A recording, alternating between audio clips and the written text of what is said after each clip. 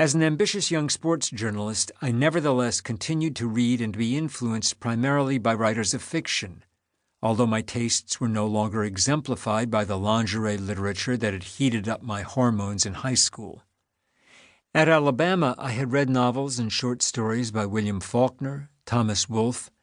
and other Southern-born writers who had been urged upon me by Turner Catledge's nephew, who himself possessed such poetic sensibilities that he swore to me in advance that he would never do what I would later do so eagerly, capitalize on his uncle's connections in journalism. Each day in the Times building, I made note of the authors whose names I saw on the covers of the books held under the arms of my elders in the elevators, and sometimes I overheard discussions about these books while lunching in the cafeteria. Since I was now reading literary supplements and subscribing to The New Yorker for the first time, I was becoming aware that even some renowned fiction writers occasionally dealt with sporting events and athletes in their novels and short stories. When reading examples of these, I kept reminding myself that what I was reading had been imagined. These efforts were, after all, labeled fiction. And yet, after finishing a short story by John O'Hara, for example, one in which the esoteric game of court tennis was precisely and gracefully described as it presented itself within the oddly angled interior walls of the New York Racquet and Tennis Club, a locale that I had visited and was familiar with, it did not seem to matter in this case whether or not O'Hara was writing fiction, insofar as he had woven into his story the facts and details about the club and the game. He had met the demanding standards of accuracy as upheld daily by the desk editors in the Times sports department. I had moreover been impressed by O'Hara's ability to make me feel as if I was there, within the Racquet and Tennis Club, watching the game from a bench overlooking the court. And I was also there on a football field, rooting for a swivel-hipped halfback who elbows his way toward a touchdown in Irwin Shaw's story, The 80-Yard Run. And there, on a snow-covered golf course, shivering next to a lovelorn caddy in F. Scott Fitzgerald's Winter Dreams. And there, in the dining room of a racetrack, sitting next to a horse trainer who, looking up from his meal, notices that he is about to be joined by a jockey friend, an aging, ill-tempered rider presently experiencing much difficulty in controlling his weight, and the trainer is overheard saying in a voice that the jockey does not hear, but is quoted in the excerpt of Carson McCullers' The Ballad of the Sad Café that I had read in The New Yorker, "If he eats a lamb chop, you can see the shape of it in his stomach an hour afterward."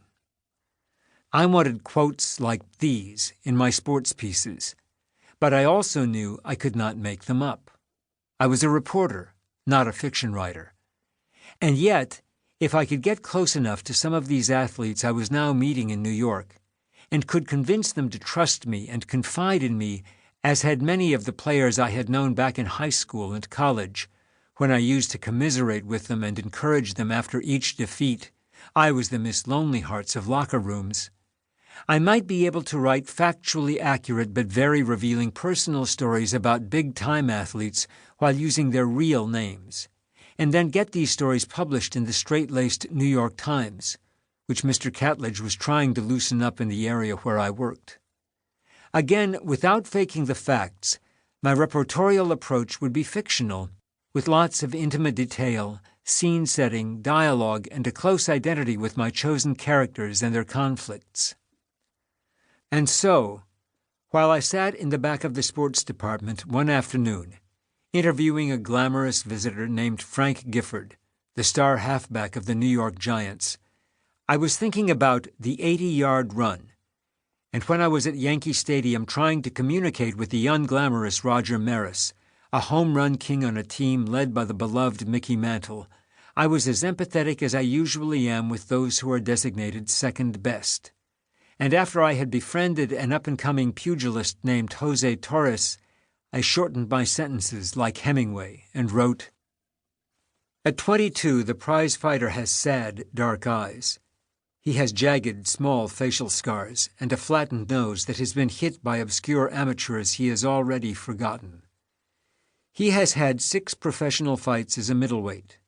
Nobody has beaten him. In the closet of his $11 a week furnished room at 340 Union Street, Brooklyn, he has 8 suits, a dozen silk shirts, and 14 pair of shoes.